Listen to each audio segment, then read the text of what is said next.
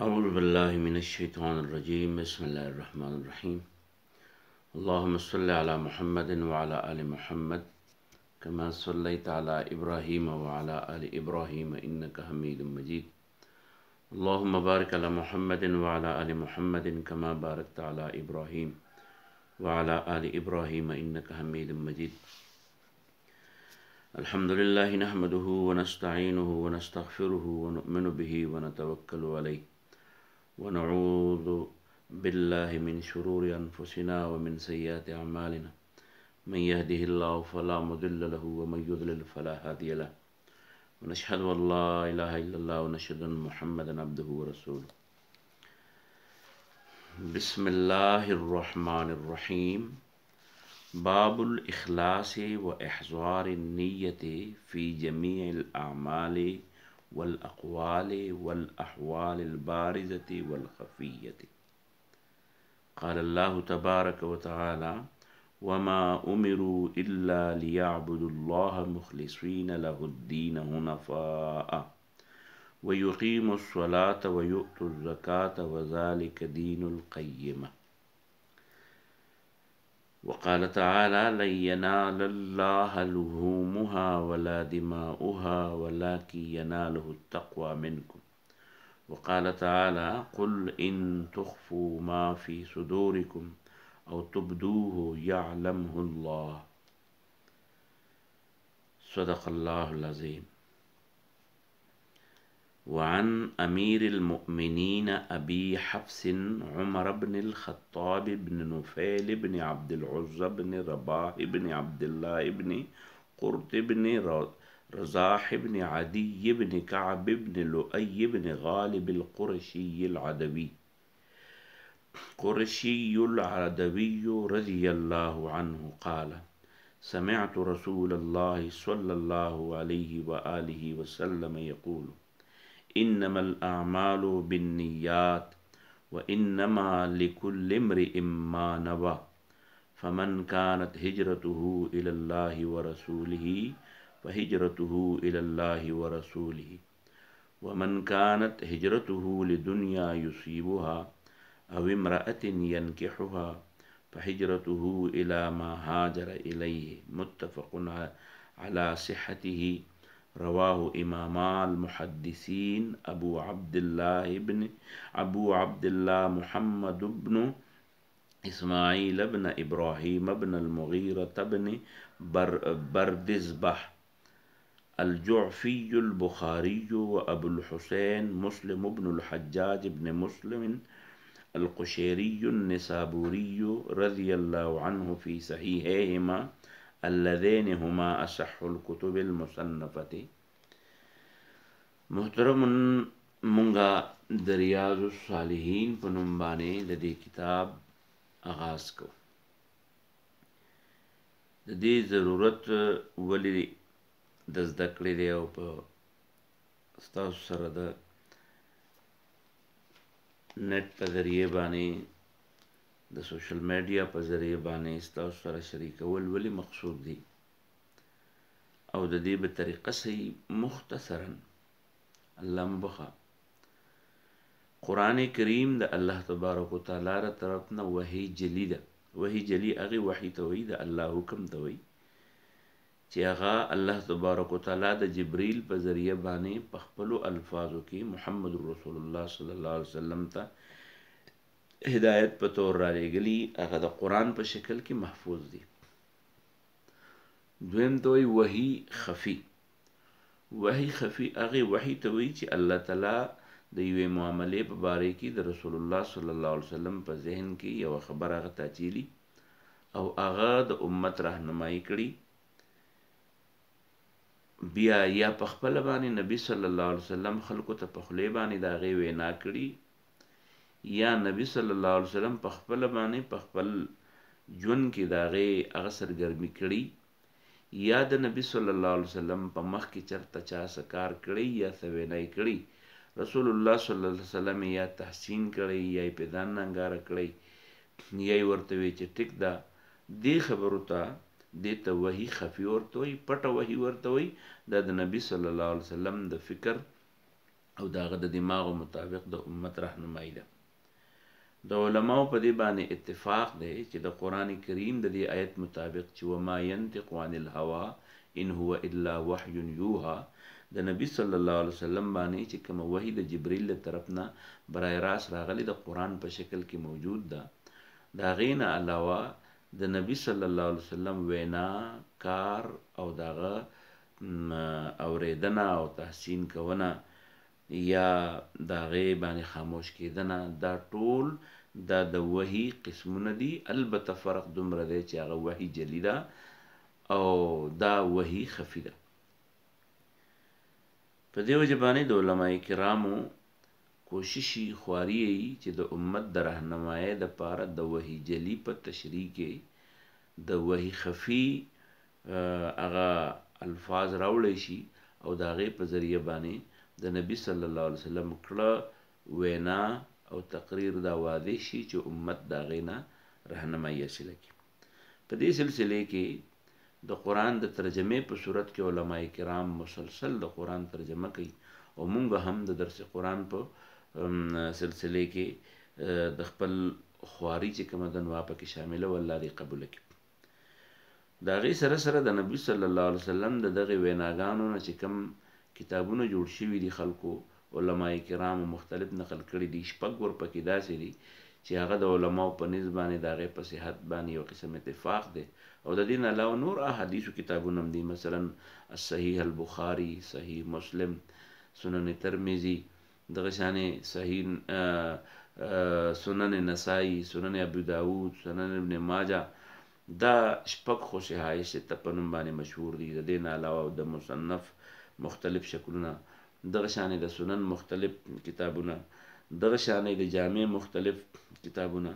او د هغې نه وروسته بیا د دغې غټو کتابونه لاندې بیا په دې دور کې په جدید دور کې هم علماو د هغې مختلف موضوعګانو باندې د هغې کتابونو نه احادیث را جمع کړي دي. په دغې سلسلې کې مونږه د اربعین نووي د امام نووي صاحب د 43 آیتونو مجموعه د هغې درس مو وکړو. ممکن ده چې ډېرو ملګرو اورېدلی، چا چې اورېدلی الله تعالی دې پې موږ ټول له د عمل توفیق راکړي او چې چا نه یې اورېدلی نو الله تعالی دې ولې د اورېدو توفیق ورکړي. بیا هم د هغې نه د راه عمل چې د جماعت اسلامي د خپل کارکنانو د اجتماعاتو کې د احادیثو نه د راهنمایۍ دپاره یو مختصر د احادیثو کتابچه نه جمع کړې وه، نو هغه د مولانا جلیل احسن ندوي صاحب مرتب شوې د احادیثو مجموعه هغه هم ولوسته. اوس نن د امام نووي رحمت الله علیه د هغه راجمع شوي د احادیثو صحیحو د هغې په سلسلې کې چې کوم احادیثو کتاب هغه راجمع کړی دی، ریاض الصالحین، د نیکانو خلکو باغچه. په باغ کې هر قسمه ګلونه وي، میوې یې پکې، نو هغه په دې نیک پال باندې د دې کتاب نوم هم ریاض الصالحین ایښودی دی چې د روضې جمع ده ریاض. نو په دې غرض باندې په دې کتاب کې هم هغه د دې کتاب د احادیثو د راجمع کولو دپاره یو طریقه اختیار کړې ده او دا کتاب یوازې د درس نه بلکې دا عملا د فضایلو دا په جماعت کې په کور کې د خپلو کشرانو ته د درس د کولو په سلسله کې د یو بهترین کوشش دی. الله تعالی دې د هغه نه قبول کړي او الله دې ولې د هغې بدلې ورکړي. خو زمونږ په دې وخت کې په مختلفو علوم عربیه او مدارس عربیو کې د مختلفو درجو کې د دې امتحان همي، نو ما مناسب وغوښته چې د دې کتاب صرف ترجمه او مختصر مفهوم، ځکه چې یوازې د مدرسو د ضرورت د پوره کولو دپاره نه، لکه چې د مدرسو د ضرورت د پوره کولو دپاره خو مدارس موجود دي واړه غټ، او یوازې داسې د وعظ په طور باندې هم نه، بلکې د هغې ملګرو دپاره چې کوم خلک د احادیثو نه د راهنمایۍ حاصلولو دپاره د احادیثو په دې الفاظو باندې هم پوهېدل غواړي او د دې د معنا عربي ژبه چې ده نو د دې نه په پښتو کې منتقل کولو د دې شوق لري، نو چې هغه ملګرو دپاره یو بنیادي خواري وشي. نو امام نووي په ریاض الصالحین کې چې کوم خپله طریقه اختیار کړې ده، د ټولو نه اول خو هغه باب دی، باب باب مطلب دا چې هغه د یو موضوع متعلق مختلف احادیث را جمع کوي نو هغه له عنوان ورکوي. نو په اول کې عنوان کیږي، بیا د هغې نه وروسته کوشش دی چې په دې عنوان او په دې موضوع باندې په قرآن کې ځای په ځای کوم آیتونه راغلي وحی جلی په صورت کې چې هغه الفاظ هم را نقل کړي، او د هغې نه وروسته بیا د رسول الله صلی الله علیه وسلم د احادیثونه هغه احادیث یا هغه په دې موضوع به سره متعلقه هغه احادیث هم راجمع کړي. گویا که د جمعې خطیب دی، که د جماعت واعظ دی، او که یو سړی په یو موضوع باندې د قرآن او د حدیث نه ځان له راهنمایي حاصلول غواړي نو ریاض الصالحین د هغې دپاره بهترین مجموعه د احادیثو د کتاب په صورت کې موجود ده. نو ما مناسب وګڼله چې د خپل ملګرو په مشورې باندې، د خپل اوریدونکو په مشورې باندې د ریاض الصالحین خالصتاً ترجمه دا خالصتاً ځکه بار بار ویمه چې دا د مدرسو د طالب علمانو د ضرورتو د پوره کولو نه بلکې د عامو خلکو د احادیثو نه د راهنمایۍ دپاره دا درس دی. لہذا که کم ملګري په دې درس کې څه کمی زیاتی ګڼي یا زما نه کمې کمزوریانې کېږي نو هغې د ما سره د کمنټس په صورت کې، د خطو کتابت په صورت کې، د برای راست ټلیفون په صورت کې زما هم راهنمایي کولی شي، او په خپله باندې خپل کم وضاحت یا کم د هغه په ذهن کې صحیح نو هغه د کمنټ په صورت کې او یا د وینا په صورت کې هغه شریکولی شي. هغې ته به مونږ خوش آمدید به ورته وایو. په دې باب کې اولنی چې کم احادیث او کم آیتونه یا کم باب ذکر دی، بسم الله الرحمن الرحیم، دا اولنی باب امام نووي د اخلاص په باره کې او د نیت په باره کې نقل کړی دی چې اخلاص او نیت اراده دا په ټولو عملونو کې که هغه قول دی، که هغه عمل دی، که هغه حالت دی، خو که هغه ښکاره حالتونه دي او که پټ حالت دی، په هر حالت کې د ارادې ډېر زیات او د نیت ډېر زیات اهمیت دی. نو په دې وجې باندې هغه باب تړي چې باب الاخلاص دی، باب دی په بیان د اخلاص کې و احضار النیت او د حاضرولو د نیت کې فی جمیع الاعمال په ټولو عملونو کې، والاقوال او په ټولو ویناګانو کې، والاحوال او په ټولو حالتونو کې، البارزتي که هغه ښکاره حالتي، والخفیتي او که هغه پټ حالتي. نو په دې باب کې هغه اول آیتونه راوړي دي. مثلا قال الله تبارک وتعالی، الله تعالی فرمایلی دي وما امروا، حکم نه دی شوی دوی ته الا مگر د دې لیعبدوا الله چې هغوی د عبادت وکړي د الله تعالی مخلصین په داسې حالت کې چې خالص کوونکي له د دې الله دپاره الدین د خپل عبادت حنفاء په یکسویۍ سره، ویقیموا الصلاة او بل دا چې قایم دي کې منځ، ویؤتوا الزکاة وردي کې زکات،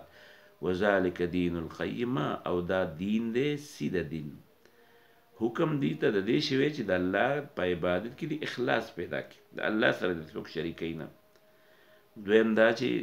مونځ دې کوي د ذکر د الله دپاره، او دریم دا چې زکات دې ورکوي. کومو خلکو کې چې اخلاص د مونځ د اقامت او د زکات نظام موجود دی، دا نظام دا د سیده دین هغه نښې دي. او د ورپسې آیت کې الله تبارک وتعالی فرمایي لن ینال الله، نه رسي الله ته لحومها غوښې د قربانۍ، ولا دماؤها او نه وینه د قربانۍ، ولکن خو ینالوه رسي دته التقوا تقوا منکم ستاسو نه. او په دې بل حدیث په دې بل آیت کې چې دا د سوره آل عمران دی، الله تعالی فرمایي قل ای پیغمبر ووایه د خلکو ته ان تخفو که تاسو پټ کوئ ما هغه څه فی صدورکم چې ستاسو په دې سینو کې کم رازونه دي او کم ارادې دي، که دا تاسو په دې زړه کې پټې وساتئ، او تبدوه یا د خپل عملي سرګرمۍ په ذریعه باندې ښکاره وکئ، یعلمه الله په دواړو صورتونو کې الله د دې نه خبر دی. نو په دې وجه چې الله د هر عمل نه پټ او ښکاره نه خبر دی، نو په خپل عمل کې اخلاص پیدا کوي او نیت چې دی نو خالص کوي. نو چې نیت هم خالصي او د الله تعالی رضا مقصود وي نو الله تعالی به پرې ثوابونه ورکوي.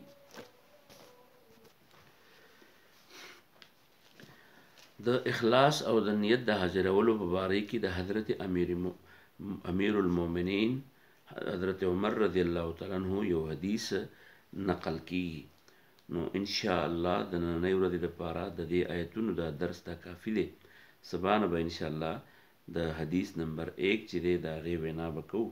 د هغې د زده کولو خواري به کوو. خو زما به درخواست شي ټولو اورېدونکو ته چې هغې د دې الفاظو د زده کولو خواري وکړي او د ځان دپاره د ریاض الصالحین کتاب چې دی نو هغه د ځان دپاره یا د بل چا نه عاریتن د زده کړې دپاره واخلي او یا د الله په بازار کې د هغې یو کاپي والي او که په کوم ځای کې هغه په څه لفظ باندې نه پوهېږي یا د ما نه چېرته څه غلطي شوي او د هغه پکې څه شکي چې یاره دې کې داسې په کار و، نو هغه دې زما سره د کمنټس په ذریعه باندې رابطه کوي او یا د ټلیفون نمبر په ذریعه باندې د هغه زما سره رابطه کوي، زما دې هم اصلاح کوي او خپله دې چې کوم دی هم د خوارۍ کوشش کوي. انشاءالله د اولنی آیت مو ولوستو وما امروا الا ليعبدوا الله مخلصین له الدین. وما امروا حکم نه دی شوی دوی ته الا مگر د دې لیعبدوا الله چې عبادت وکړي د الله د عبادت حکم ورته شوی مخلصین په داسې حالت کې چې خالص کوونکي له د دې الله دپاره الدین خپل عبادت حنفاء حنیف جمع حنفاء په یکسویۍ سره یکسو کیدونکي ویقیموا الصلاة او قائم کی مانځه لره ویؤتوا الزکاة او ورکي زکات لره وذلک او دا دین القیمه دا دین دی سیده دین مضبوط دین. وقال تعالی والله تعالی فرمایلی دی لن ینال الله لن ینال چرتم نرسی الله ته لحومها غوښې د قربانو ستاسو ولا دماؤها او نینې د قربانو ولکن خو ینالو رسی الله ته التقوا د زړه هغه یره تقوا منکم ستاسو. سورة حج آیت نمبر 37 دغه شان په سورة العمران کې الله تعالی فرمایي وقال تعالی الاول فرمایلی دی الله تعالی قل تو ویا ان تخفوا که تاسو پټ کوئ ما هغه رازونه په صدورکم چې ستاسو په سینو کې دي او تبدوه او که ښکاره یې وکړئ یعلمه الله د هغې معلومات شته. واخر دعوانا ان الحمد لله رب العالمين ربنا تقبل منا انك انت السميع العليم وتب علينا انك انت التواب الرحيم برحمتك.